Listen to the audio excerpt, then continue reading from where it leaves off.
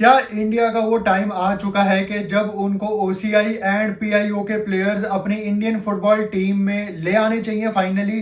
क्या इससे हम फीफा वर्ल्ड कप के लिए क्वालिफाई हो सकते हैं? हमारे लिए फीफा वर्ल्ड कप में पहुंचने का सपना थोड़ा आसान हो जाएगा अगर हम पीआईओ ओसीआई के प्लेयर्स ले आएं अपनी टीम में। Hey guys, welcome back to my channel. And अगर आप चैनल पे पहली बार ही आए हो तो make sure to subscribe to this channel, क्योंकि यहाँ पे आपको इंडियन फुटबॉल पे डेली रिलेटेड वीडियोस मिलती रहती हैं। So make sure to subscribe यार। सो हमने इंडिया वर्सेस मलेशिया का मैच देखा मर्डेका कप का, जहां पे हमारे यंगस्टर्स, हमारे सो कॉल्ड फ्यूचर सुपरस्टार्स, अगर मैं बात करूं 2-3 प्लेयर्स को छोड़ दूं उनमें से, तो कितनी बुरी तरह फ्लॉप हुए हैं। हमने देखा कि कैसे हमारे प्लेयर्स हाई प्रेसिंग फुटबॉल को नहीं झेल पाते। अगर सामने वाली टीम हमारे को काउंटर प्रेसिंग कर रही है तो हम उनको नहीं झेल पाते। एंड हमारा डिफेंस कितना ज़्यादा वल्नरेबल है वो भी हमने देखा। बड़ी बड़ी बातें करते हैं हम कि आकाश मिश्रा हमारा फ्यूचर प्रोस्पेक्ट है, but it's a harsh reality कि आकाश मिश्रा मुंबई सिटी एफसी के लिए भी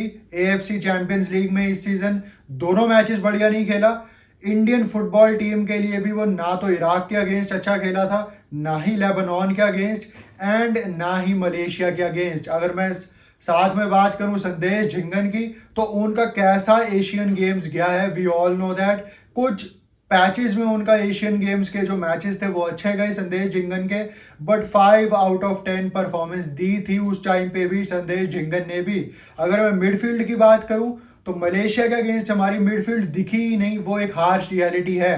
एंड मलेशिया के जो प्लेयर्स थे, we all know that they are carrying Malaysia origin के प्लेयर्स जो कि पैदा कहीं और हुए हैं बट उनके दादा परदादा मलेशिया के थे, या वो पैदा प्लेयर्स मलेशिया में हुए हैं बट वो सिटीजन अब किसी और कंट्री के हैं। तो उन्होंने वो सारे प्लेयर्स बुलाए थे इस मलेशिया की टीम में, and they are very heavy to tackle. And हमने देखा कि हम उनको बिल्कुल भी संभाल नहीं पाए। ठीक है, हमारे पास बहाना है कि हमारे को इतना टाइम नहीं मिलता है, हमारे इंजरी इश्यूज रहते हैं, बट क्या ये एक टाइम आ चुका है पीआईयू और ओसीआई प्लेयर्स को ले आने का इंडिया में?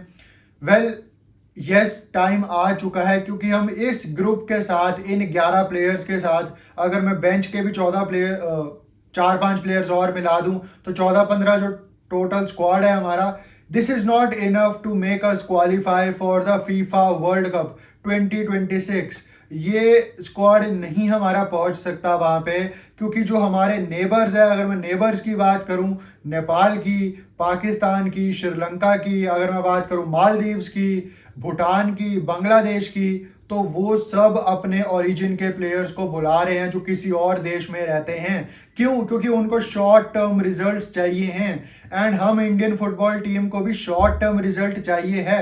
एंड अगर हमारे का शॉर्ट टर्म प्लान मैं देखूं तो 2026 वर्ल्ड कप एक शॉर्ट टर्म हमारा सोल्यूशन हो सकते हैं पीआईयू ओसीआई के प्लेयर्स, क्योंकि हमारी आईएसएल का अभी वो स्टैंडर्ड नहीं है कि हमारे इंडियन प्लेयर्स ही हमारे को, जब इंडियन फुटबॉल टीम को रिप्रेजेंट करें, वो आईएसएल के क्लब्स को छोड़ के जब वो इंडियन फुटबॉल टीम में आए तो वो इन अच्छी अच्छी टीम्स के अगेंस्ट compete कर पाए।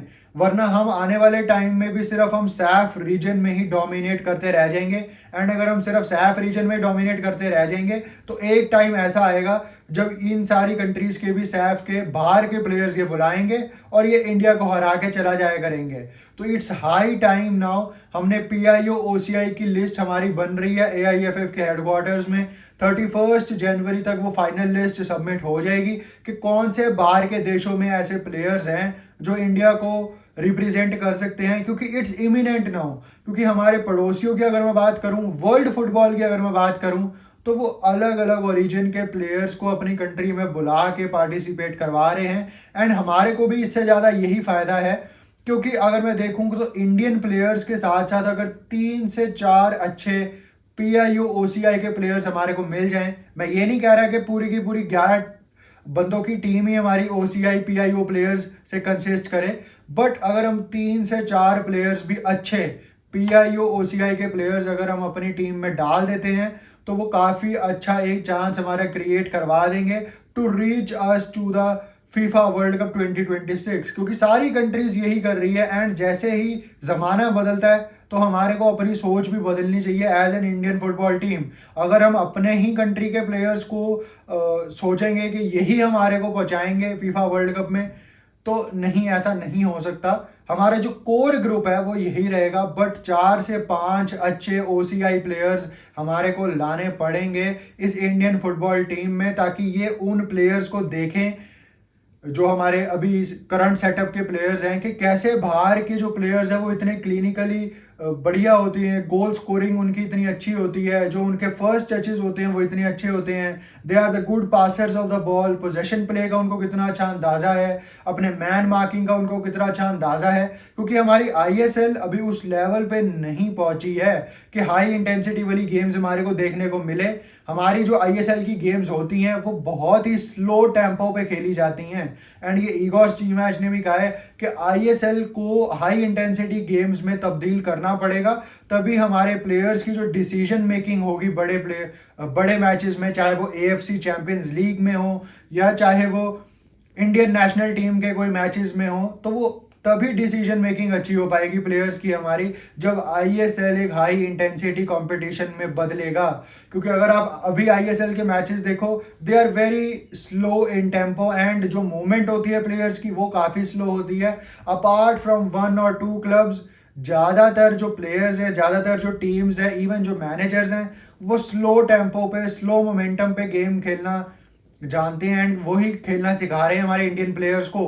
एंड हमने देखा कि मलेशिया के अगेंस्ट हमने डिफेंसिव एरर्स कितने करे, हमारे छोटे छोटे पासेस जो थे वो भी कितनी अच्छी तरह से कटिंग कर रहे थे मलेशिया के प्लेयर्स, क्योंकि they were high pressing on us, but हमारे पास उस हाई प्रेसिंग का कोई भी आंसर नहीं था। एंड अगर हमने जल्दी से जल्दी पीआईओ ओसीआई के प्लेयर्स नहीं इंक्लूड करे, तो हो सकता है कि हम राउंड 3 में ना पहुंच पाए फीफा वर्ल्ड कप के, या फिर हम कल को ना पहुंच पाए फीफा वर्ल्ड कप में। चाहे हम 2026 की बात करें या चाहे हम 2030 की बात करें, हमारे को पीआईओ ओसीआई के प्लेयर्स चाहिए ही हैं, वरना हम सिर्फ इंडिया के प्लेयर्स से इतने बड़े कंपटीशन में नहीं पहुंच पाएंगे। क्योंकि जितनी भी कंट्रीज फीफा वर्ल्ड कप में खेलती हैं या अच्छी कैलिबर के प्लेयर्स हैं उनके पास, अलग अलग ओरिजिन के प्लेयर्स को वो बुलाते हैं, अपनी कंट्री से खिलवाते हैं, उनका ही ज़्यादा अच्छा चांस होता है for winning the FIFA world cup and to qualify for the FIFA world cup as well. तो इट्स हाई टाइम कि आईएफएफ ये ओसीआई का मैटर कितनी जल्दी सॉल्व करती है। गवर्नमेंट हमारी इसके ऊपर क्या उनकी राय है कि क्या वो ओसीआई पीआईओ के प्लेयर्स को इंक्लूड करने देंगे, क्योंकि काफ़ी मसले रहते हैं ओसीआई पीआईओ के प्लेयर्स को इंक्लूड करने में भी।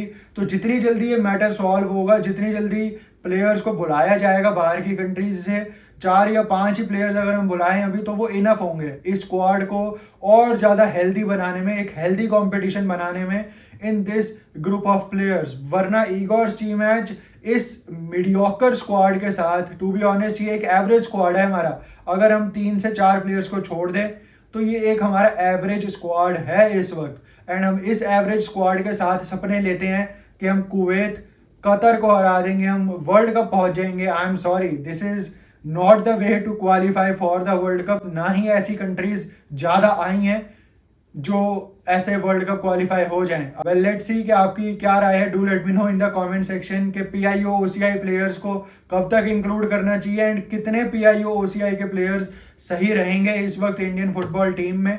Do let me know in the comment section. तो यही थी आज की वीडियो। अगर आपको पसंद आई हो तो लाइक, शेयर एंड सब्सक्राइब जरूर कर देना। Till then